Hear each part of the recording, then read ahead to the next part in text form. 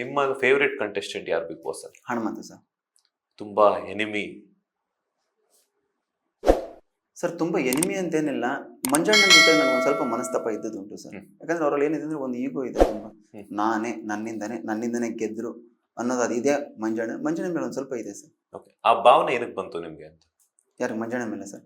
Sir ಯಾವತ್ತೂ ಕೂಡ ನಾನು ಮನೆ ಒಳಗಡೆ ಹೋದ್ಮೇಲೆ ನಾನು ಕಲ್ತಿದ್ದು ಏನಂತಂದ್ರೆ, ನಾನು ಅನ್ನೋದು ಇರಬಾರ್ದು ಸರ್ ಮನುಷ್ಯನಲ್ಲಿ. ಓಕೆ, ಅದನ್ನ ಬಿಡಬೇಕು ಸರ್. ಅದು ಬಿಟ್ಟಾಗ್ಲೇ ಸರ್ ಮುಂದೆ ಮನುಷ್ಯ ಮೇಲ್ ಬರೋಕ್ಕಾಗೋದು.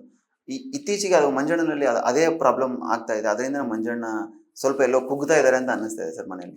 ಬಿಗ್ ಬಾಸ್ ಅಲ್ಲಿ ಗೋಲ್ಡ್ ಸುರೇಶ್ ಅವ್ರನ್ನ ಯಾರು ತುಂಬಾ ಟಾರ್ಗೆಟ್ ಮಾಡ್ತಿದ್ರು? ಚೈತ್ರ.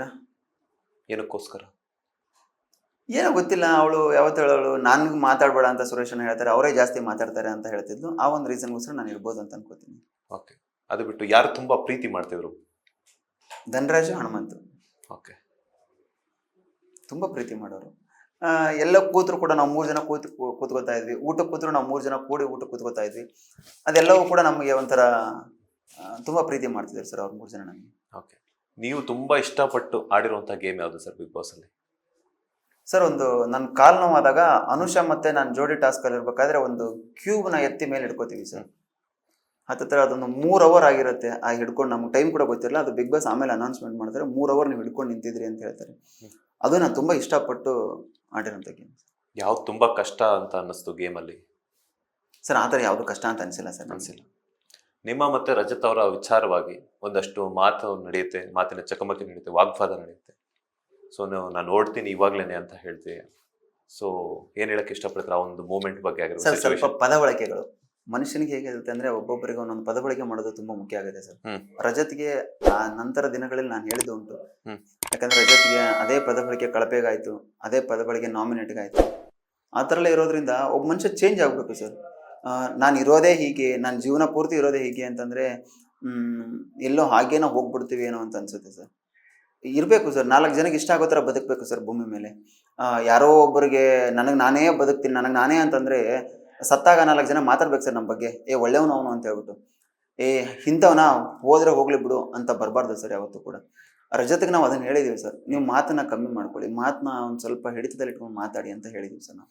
ಓಕೆ, ಒಂದ್ ಕಡೆ ರಜತ್ ಅವ್ರ ಆರ್ಭಟ ಜಾಸ್ತಿ ಇದೆ ಹುಡುಗರಲ್ಲಿ, ಲೈಕ್ ಫಿಮೇಲ್ ಅಲ್ಲಿ ಚೈತ್ರ ಅವ್ರ ಆರ್ಭಟ ಜಾಸ್ತಿ ಇದೆ. ಸೊ ಕಿರಿಚಾಡಿದ್ರೇನೆ ಬಿಗ್ ಬಾಸ್ ಅಂತ ಸರ್? ಕಿರಿಚಾಡೋದು ಬಿಗ್ ಬಾಸ್ ಅಲ್ಲ ಸರ್, ವ್ಯಕ್ತಿತ್ವದ ಆಟ ಬಿಗ್ ಬಾಸ್ ಸರ್.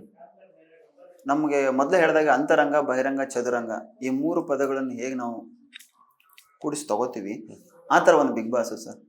ಅಂತರಂಗದಲ್ಲಿ ನಾವೇನ್ ತಿಳ್ಕೊತೀವಿ, ಬಹಿರಂಗವಾಗಿ ನಾವೇನು ಅದನ್ನು ವ್ಯಕ್ತಪಡಿಸ್ತೀವಿ, ಚದುರಂಗದ ಒಂದು ಚೆಸ್ನ ನಾವು ಹೇಗೆ ಆಟ ಆಡ್ತೀವಿ ಅನ್ನೋದು ಬಿಗ್ ಬಾಸ್ ಆಟ ಸರ್. ಓಕೆ, ನೀವು ಹೇಳ್ತಾ ಇದ್ರಿ ಅಂತರಂಗ, ಚದುರಂಗ, ಬಹಿರಂಗ ಅಂತ ಹೇಳ್ಬಿಟ್ಟು, ಅದೆಲ್ಲದನ್ನ ಬಿಟ್ಟು ಬಿಗ್ ಬಾಸ್ ಈ ಸಾರಿ ಬರೀ ಆರ್ಭಟಕ್ಕೆ ಮಾತ್ರ ಸೀಮಿತ ಆಗುತ್ತೆ ಅಂತ ಸರ್? ಇಲ್ಲ ಸರ್, ಅವರು ಆರ್ಭಟ ಮಾಡಿದ್ರು ಕೂಡ ಅವ್ರವ್ರ ವ್ಯಕ್ತಿತ್ವನ ಅಲ್ಲಿ ತೋರಿಸುತ್ತೆ ಸರ್.